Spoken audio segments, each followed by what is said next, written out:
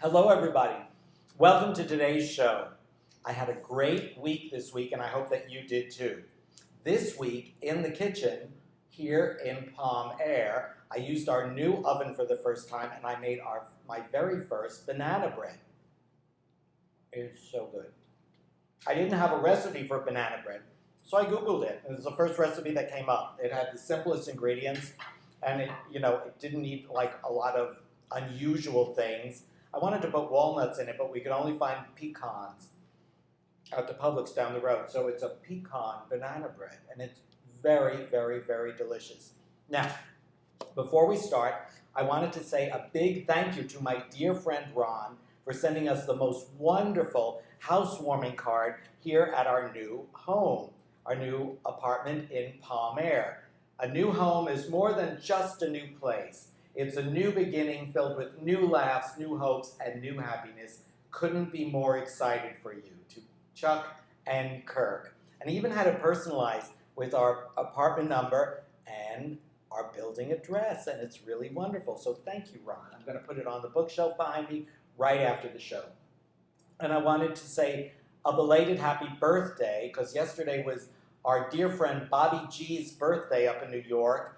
Friday was her birthday, so I want to say a happy, happy, happy birthday to our friend Bobby G.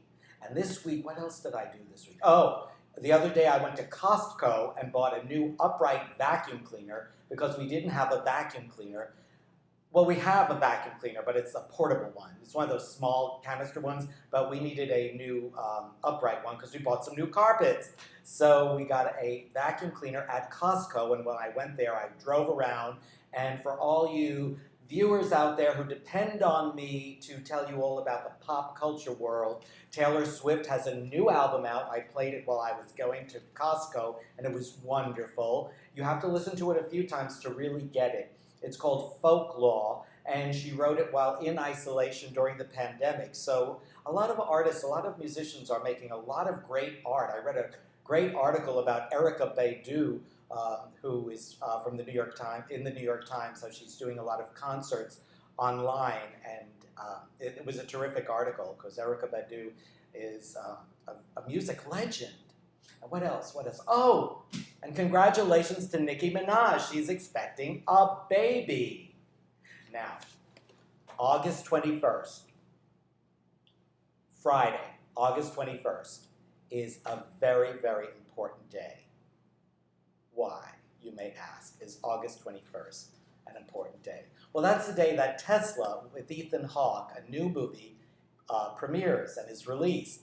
Now, I don't think it'll be released in movie theaters because of no movies being shown in movie theaters, so it'll be an online, on-demand movie. But why is Tesla so important to me? I'll tell you why. It's the first film that I'm in with a major star, Ethan Hawke. I have one line. I play the hotel concierge, and I will do my line for you now. You shall get a private repeat performance of my one line in the movie Tesla. I'll use Ron's card as a prop.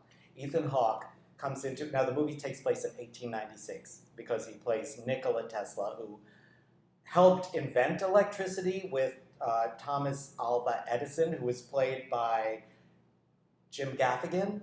There's a lot of big stars in this movie. It's incredible. And me. Anyway, so I'm in this hotel lobby as the concierge, and it's 1896.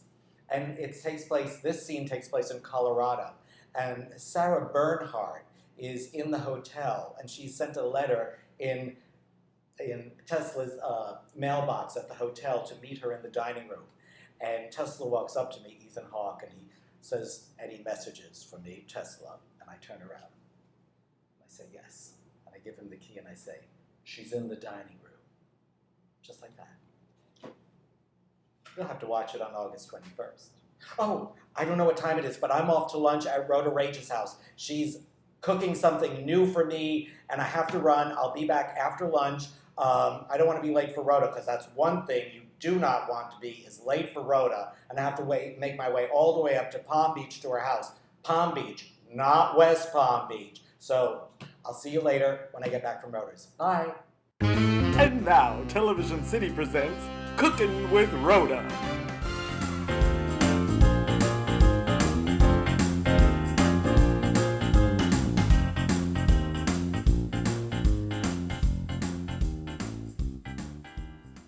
everybody, I'm Rhoda Rage, and welcome to today's show, Cooking with Rhoda. I'm here in my very expensive kitchen, in my very expensive house. I have all the gadgets a gal could want and all of the accoutrements. I've given my personal chef, because you know I have a personal chef, Raoul, the day off. He still has to cook dinner. Said he had to go visit his brother. Yeah, right. Anyway, today we're going to make an all-family recipe, macaroni and cheese, from scratch. I've got all my stuff here, and we're ready to begin. Now, you may think, macaroni and cheese from scratch? How do I do that? Sounds hard. No, it ain't hard. It's very easy, and it only takes a little bit of time. So, the first thing you got to do is you got to go to your local supermarket, whether it's Publix, Winn-Dixie, Kroger, ShopRite, or whatever the one you prefer. If you have a coupon, that's good, use it. And you get yourself a box of Velveeta macaroni and cheese. This is the good brand, Velveeta. I dated a guy once, his name was Valvita, he was Italian. Ooh, he was good. Now, don't be fooled by an inferior brand. There's plenty of inferior brands out there. Like this one from Cracker Barrel. Oh, no Cracker Barrel in this house. Only Velveeta macaroni and cheese. So, I've got my water boiling here. It's ready to go. Nice and hot. You open your box of Velveeta. Which way do you open this sucker? Oh, there you go. And you get all that good macaroni in the pot. In your boiling water. You can turn up your water a little bit higher. Now there's a really good sauce packet in there. You don't want that sauce packet to get in the boiling water. Just, there you go. This we're using later, so you just put it to the side. Now this cheese is not real cheese, it's plastic cheese. I put it out on the coffee table when I have people come over, but I don't let them touch it. So now, you stir and you stir and you stir. You gotta stir for 6 minutes, and while you're stirring, you can sing a little song, maybe read a good book. I had a good book. Can't remember where I put it. Like we are living in a material world, and I am a material girl. That's Madonna. We love Lady Gaga, or Halsey, or Dua Lipa. You know, I thought for years, for a year or two, I thought Dua Lipa was a disease you picked up in a foreign country. Then I found out she was a pop singer. Who would have thought? Now, when your shells are all cooked, you got to take out a colander. I got a nice colander here that fits in the sink. It looks like an accordion. And it's the type that you put in your sink. And when your pasta's all cooked, excuse me, my dress is a little tight today. Oh, I had two baguettes for breakfast this morning, and I'm paying for it. Oh, but that Raoul is a good cook. I tell you, he makes those baguettes nice and hot. Oh, reminds me of that Velveeta. Oh, he was good. Oh, so when you're just about done, you take your cooked macaroni, turn off your burner, and you pour your macaroni into the colander. That's how we roll. Now the box says, do not drain, and listen to what the box says, because the box don't lie. Now is the hard part. Listen up. Don't forget this part. This is what makes it macaroni and cheese. The pouch. The pouch here, it says liquid gold, and that's what it is. It's liquid gold. You serve this for dinner at any dinner party, you're going to be a big hit.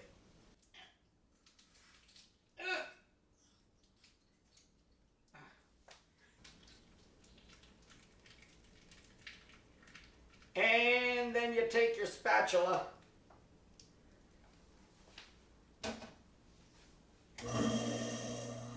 I put everything down the garbage disposal. My old underwear, my socks, everything goes down there.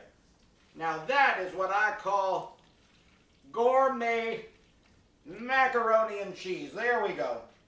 Expecting Charlie to come over any minute. I've invited him over for a nice luncheon of macaroni and cheese, so I expect... Well, there he is now. I'll get his plate. I'm serving him on the good china today. That's what I'm doing. So let me go serve this macaroni and cheese up. I'll be right back. There we go.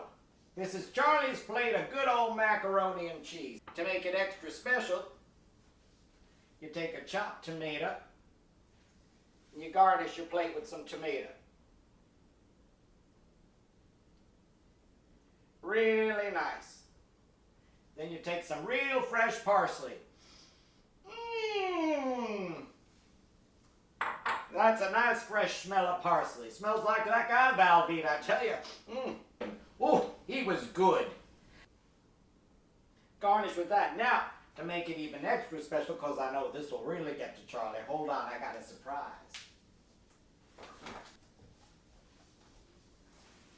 Take some chicken wings. That's the surprise.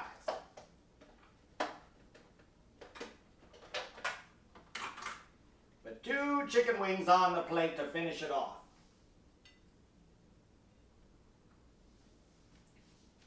Now that's a gourmet dish of macaroni and cheese. That's all for today on Cooking with Rhoda. I gotta go and answer that door. Charlie's been standing outside. It's raining. Coming! Bye, everybody.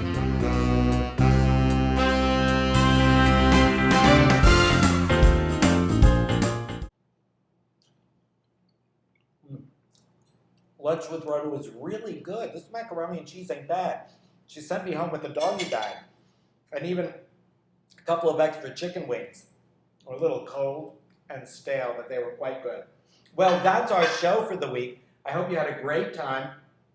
I'm going to finish the last 2 pieces of macaroni and some cranberry juice and say see you next week on My Thoughts Exactly. If you like the show, please subscribe. I'd love to have you as a subscriber. And we're here every Saturday at around 10 a.m. for a new episode. See you next week. Oh, and I'm trying to get Tony Turr on the show to do an interview with him. He's a wonderful, wonderful South Florida landscape photographer who does these most incredible, beautiful pieces of artwork with his photography. So we're going to do an interview with Tony Turr. I'm hoping it's next week, but I'll keep you up to date on that, so you just may see him.